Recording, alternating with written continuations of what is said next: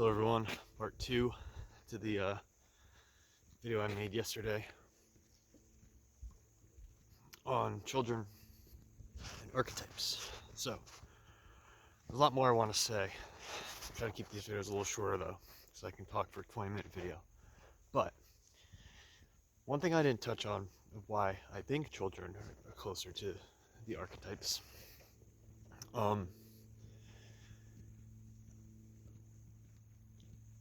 The ego in a child isn't, it's the same thing, the structure, but it's not defined.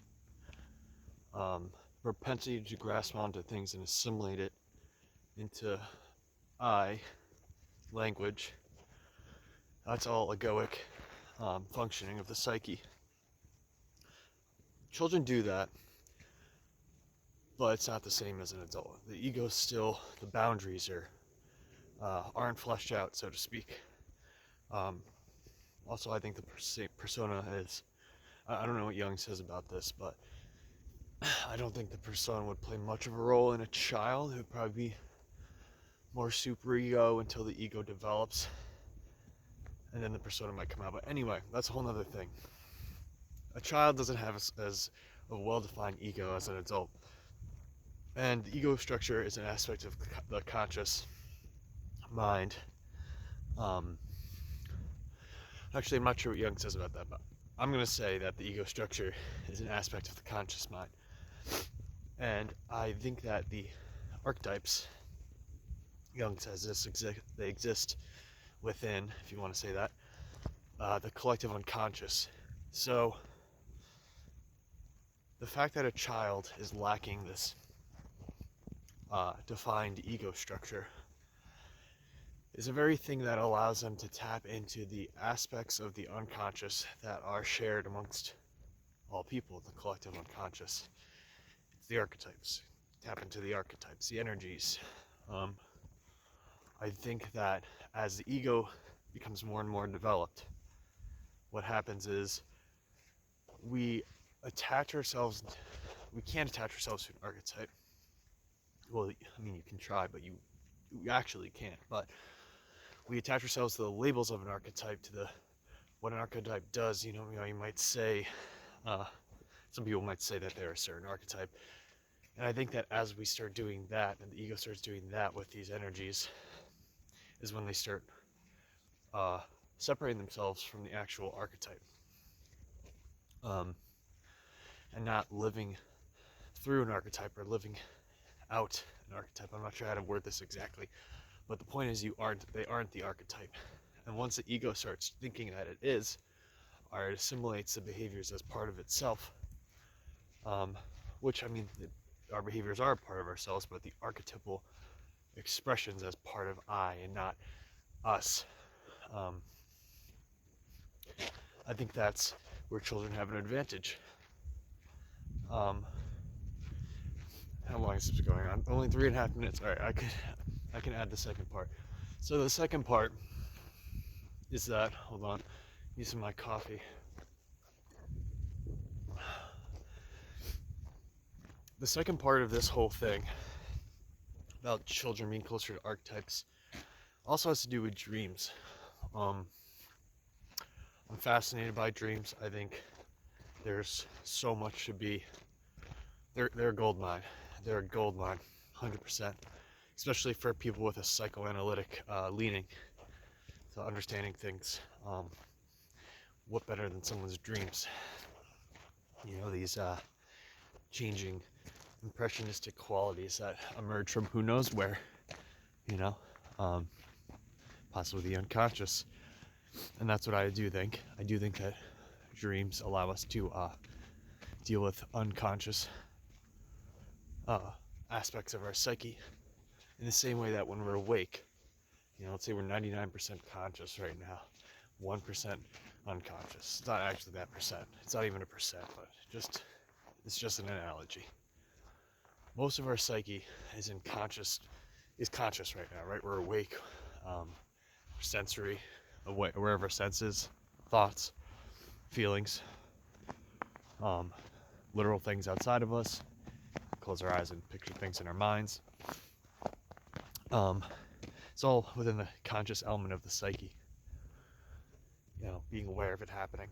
But there's so much going on behind the scenes that we aren't aware of.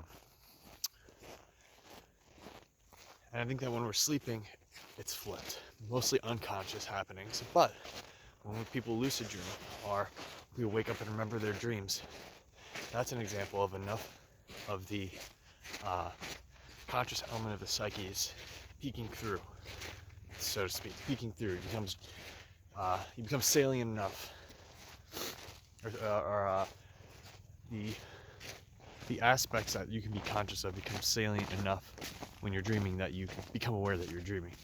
And in that moment,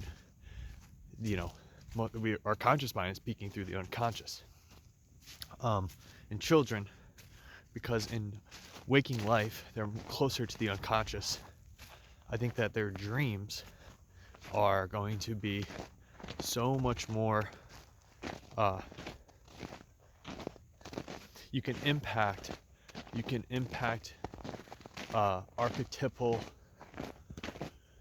I want to word this correctly, you can impact archetypal foundations within the psyche of a child and access them and understand how a child sees certain things much easier through dream work than with an adult. And this all goes back to what I was saying before. And Jordan Peterson actually talked about this a little bit. Jordan Peterson talked about a client of his who said that their kid was having nightmares, really bad nightmares, night terrors, and he had the child, I don't want to misremember, but he had the child do something. I think it was like fight the monsters in the dream, and the child stopped having night terrors. I remember I read this and I was like, oh wow, that's pretty cool, but I don't know if that's actually the way things work.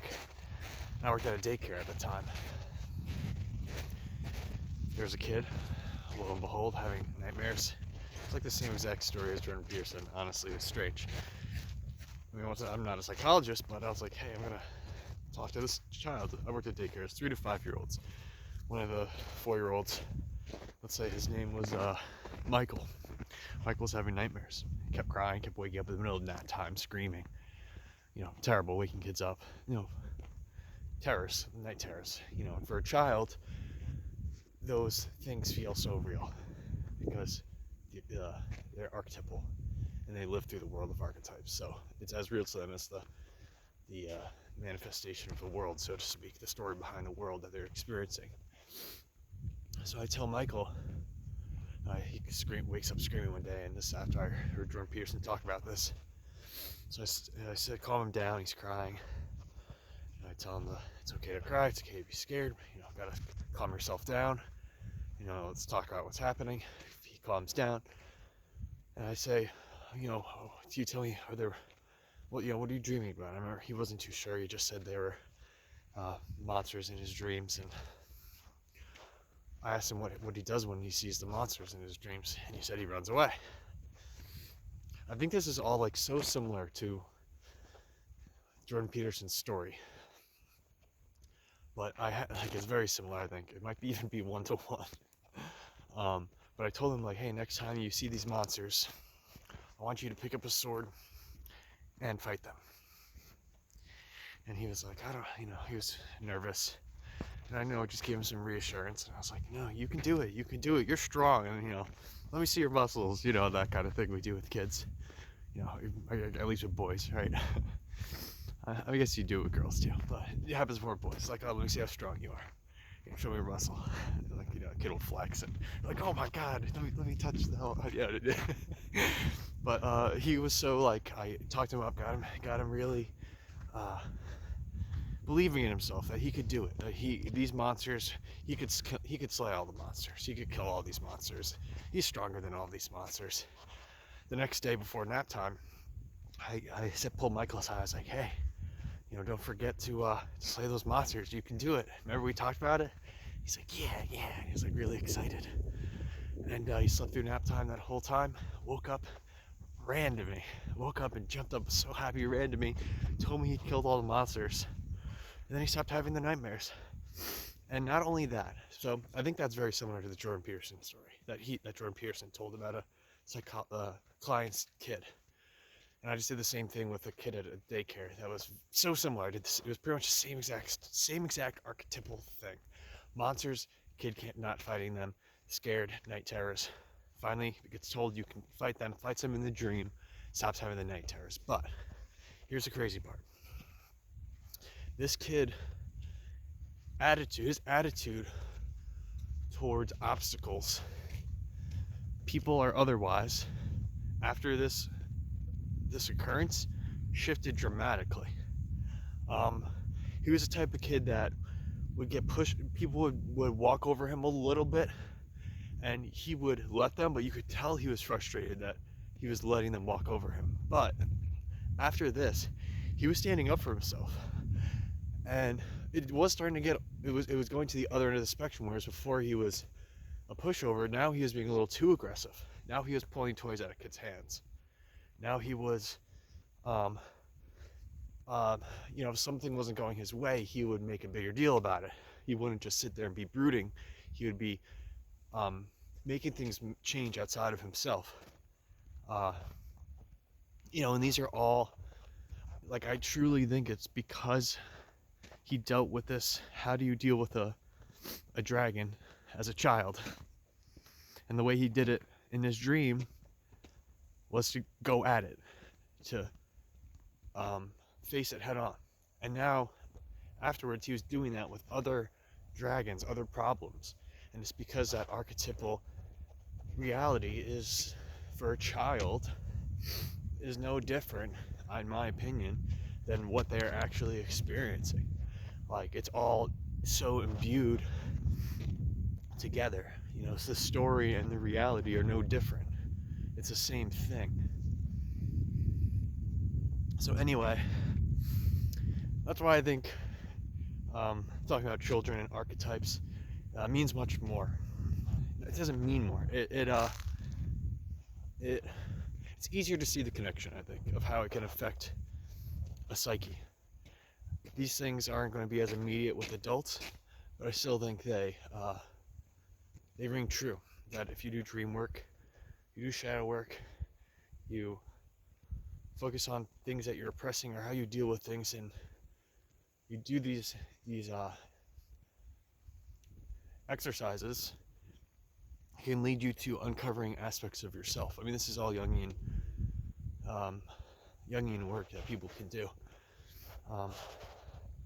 Just the more you get set in your ways and the more you think things are a certain way, the harder it's going to be to tackle the aspects of our psyche that lie behind closed doors. So, I think that's all I got to say about kids and archetypes. This is drifting into more of just a Jungian sort of thing. What do you guys think? If I'm just talking a bunch of shit, or if you think this is accurate. Yeah, enjoy your day.